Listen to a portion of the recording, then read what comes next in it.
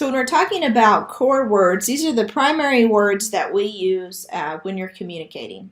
And so typically communication devices are set up with core words. This is Josie's iPad that she uses, and it is set up with core words, and she is able to just select words and develop sentences based on what she wants to say. So I'll do one here quickly. I will go to school. I will go to school. Okay, so this never changes in terms of where you find the icons in the words, because it really becomes like a sixth sense for her on where she's typing. Just like you and I, how quickly we type on the keyboard, where we know the letters are, we've memorized that. She memorizes where these icons are. So the primary words that she has on here are the words that she uses during the majority of her communication. And then she has, some of these have been specialized to her. So, for example, places that she will go, she has things on here like KSD, camping. So that's something we do a lot as a family. We have the town names of where the grandparents live, so she can choose those. And these are all in a folder called Places. So the other things that she does is she has folders for food, folders for people, folders for actions, folders for feelings, things that are fun.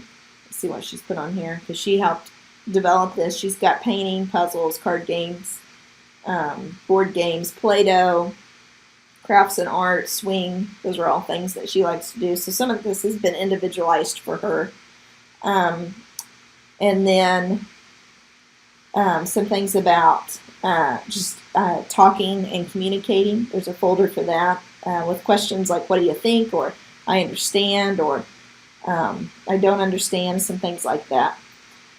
So this is her communication device. It's on a full-size iPad. That's a really good size for her visually to be able to see the icons. We have the program on a really small iPod, and it was interesting. I thought that would be effective, but after meeting with the communication device expert in the district, she really explained to me why it needs to be this size and how visually it's a lot easier for Josie to navigate, which made sense. And so this is provided by the school.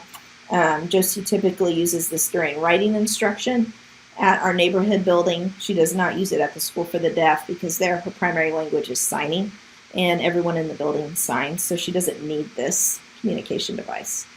For us, Josie has a couple ways of communicating. She can sign. We use this when she's around people who don't know sign. So, for example, family members, we will start taking it out in public soon when we're out in the community. So we go to Freddy's, and she wants to order ice cream, teaching her how to use this to do that ordering instead of relying on one of us to interpret for her, just building those independent skills.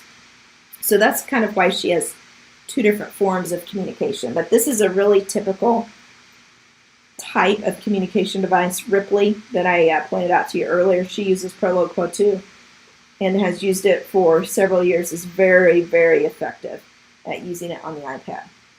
The interesting thing is how much training these take. It takes a significant amount of training and planning that goes into how to teach students to use it effectively. In our house, we model using it when we first got it. I would use it while playing a game with Josie and just kind of show her how to use it. We've done that for quite some time. When we talked to the augmentative communication kind of expert in the district about this, she talked about it being, this is a 2, 3, 4-year process to master how to use this device. So it takes some time. It's not something that we can just adopt and all of a sudden she's going to be using it and communicating effectively with it. It takes some time to really learn how to do it well. One of the things that we talk about with students with multiple disabilities is alternative assessment. Now these students typically do the alternative assessment, and in Kansas we used what's called the Dynamic Learning Maps alternative assessment, and there's some resources in the module folder for you to learn a little bit more about what those alternative assessments look like in terms of how we identify if a student participates in them, and then how we collect data, how we use some of the essential elements as content standards instead of following the regular K-12 content standards.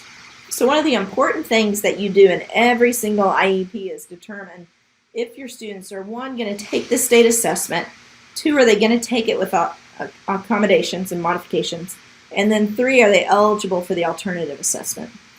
These questions here walk us through if they're eligible for the alternative assessment. And we're looking at a few things in particular here. One, does the student have a significant intellectual disability? Okay. And that's pretty easy to identify by what kind of disability they're identified with. Okay, either they're identified with an intellectual disability or identified with multiple disabilities that impact their intellectual functioning. Okay, so that's a yes or no question. You have to provide documentation for it. Then we look at, are they primarily being instructed or taught using the essential elements as their content standards?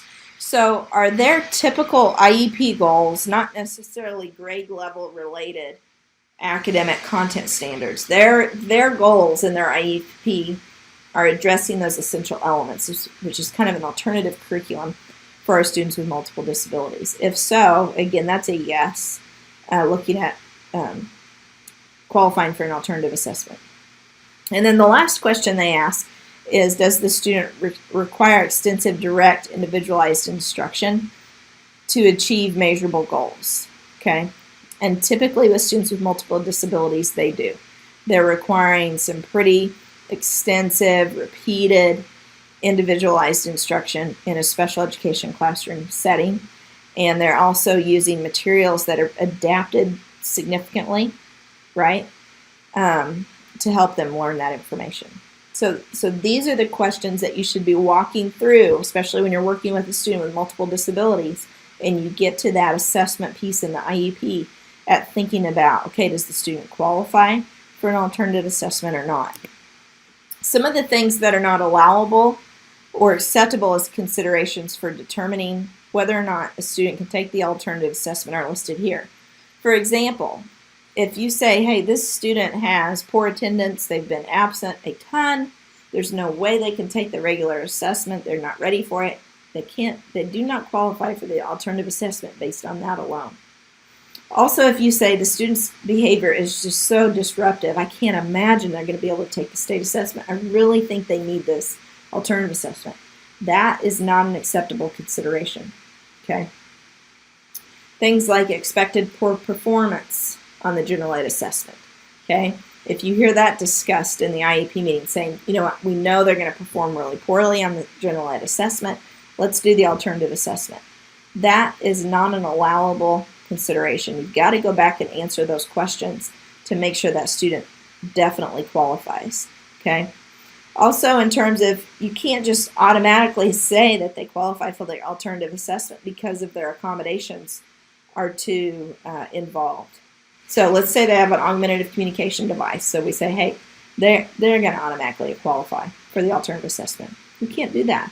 We've got to go back to those questions and answer them and provide documentation to make sure that that is appropriate. I included a lot of resources within this module based on this dynamic learning maps, the alternative assessment, on the essential elements and how to understand those, that I hope you take advantage of and take a look at. So let's go quickly. I want to look at some of those additional resources within Canvas just so that I can point some out to you. The dynamic learning fact sheet I think is important if that's something that you're new to this concept of the essential elements, and you can download that. It's from the Kansas Department of Ed. Just talks in general about what they are, what the learning maps are, looking at the testing window that you use, and the different formats for assessment that can be included and how that's all scored. Also, another resource that Kansas teachers typically have access to, depending on your district, is Infinitec. And the reason I point out Infinitec is they are very helpful in terms of identifying assistive technology, getting some assistive technology resources to you, and those kinds of things. So this is something I would really ask your district if they're participating in Infinitec district. There's training that you can get access to, services where they can come out and help you do some assessments. really, really good program that a lot of districts in Kansas are a part of. And also outside of Kansas, this is a national program. So if you teach in Missouri, Arkansas, Oklahoma, you may still have access to these resources. The other thing that I put out here were a couple of options that you can look at on core vocabulary because I think it's so important. I'm going to take just a look at one here in terms of how core vocabulary is color coordinated, and you'll notice Josie's is color coordinated when you look at it. You'll see that there's pink, green, blue, orange, lots of different colors here. Those all have meanings. For Josie, the blues are all adjectives, the greens are verbs, the orange are nouns, and so on. So that kind of gives you an idea too of how these are organized. And the coloring is really helpful because that's another way that for Josie she's kind of memorizing those words and how that is laid out for her. And then the last resource I put on here is the SET framework. If you're working with a student with multiple disabilities, this is really something that I think will help you in terms of IEP development and looking at the areas of need and areas of concern for your students. It really looks at a lot of different things from communication to academic performance, even to recreation and leisure, kind of helping students get plugged in there. So this is another good resource that I encourage you to look at. So that's it for the instructional video for today. Make sure you look at all those resources and you read that additional article within the module activities.